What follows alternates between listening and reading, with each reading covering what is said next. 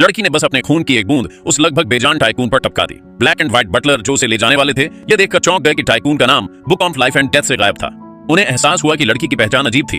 हो सकता है कि वह कोई ऐसी लड़की हो जिसे वे मुसीबत झेलने के लिए धरती पर लाए हों। इसीलिए वे उसके पीछे उसके घर गए और पता चला कि उसकी जिंदगी हमेशा से मुश्किल रही थी। उसके चाचा चाची ने उसे लंबे समय तक आंगन में जंजीर से बांध कर रखा था।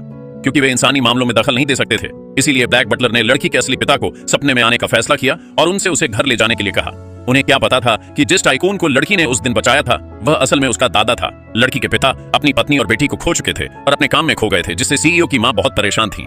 उस रात ब्लैक बटलर सीईओ के सपने में आया और उससे उसकी खोई हुई बेटी को ढूंढने के लिए कहा। लेकिन इससे पहले कि सीईओ लड़की को ठीक से देख पाते, बच्ची जैसी दिखने वाली लड़की अपने सपने के बुरे असर से परेशान थी। यह देखकर कि प्रेसिडेंट के सपने में आने की उसकी कोशिश नाकाम हो गई है, सफेद बटलर ने उसे जगाया ताकि वह खुद प्रेसिडेंट को ढूंढे। उसका इरादा उसे कहना था, तुम्हारे पिता का नाम गुयान शेंग है। वह दुनिया के सबसे ताकतवर और सबसे अमीर इंसान है। एक बार जब तुम उन्हें ढूंढ लोगी तो तुम्हें फिर कभी भूख या ठंड नहीं लगेगी। हालांकि अगले दिन सफेद बटलर के कहने पर लड़की प्रेसिडेंट की कंपनी के रिसेप्शन पर पहुंची, यह सुनकर कि वह प्रेसिडेंट को ढूंढ रही है। रिसेप्शनिस्ट ने उसे कोई ऐसा समझा जो खुदकुशी करने की कोशिश कर रहा हो और तुरंत उसे बाहर निकाल दिया। खुशकिस्मती से प्रेसिडेंट की कार एंट्रेंस पर आकर रुकी, लेकिन इससे पहले कि लड़की उसे रोक पाती, उसके अंकल और आंटी दौड़ कर आए और उसे पकड़ लिया, यह देखकर कि वह इतनी हिम्मत वाली है कि भाग गई।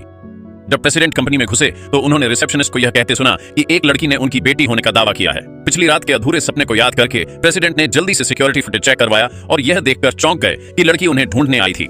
लड़की की गर्दन पर एक बर्थमार्क था जो बिल्कुल उनकी पत्नी के बर्थमार्क जैसा था। उन्हें तुरंत एहसास हुआ कि लड़की उनकी और उनकी पत्नी की बच्ची है। उन्होंने जल्दी से जांच का ऑर्डर दिया ताकि पता चल सके कि वह कहां है।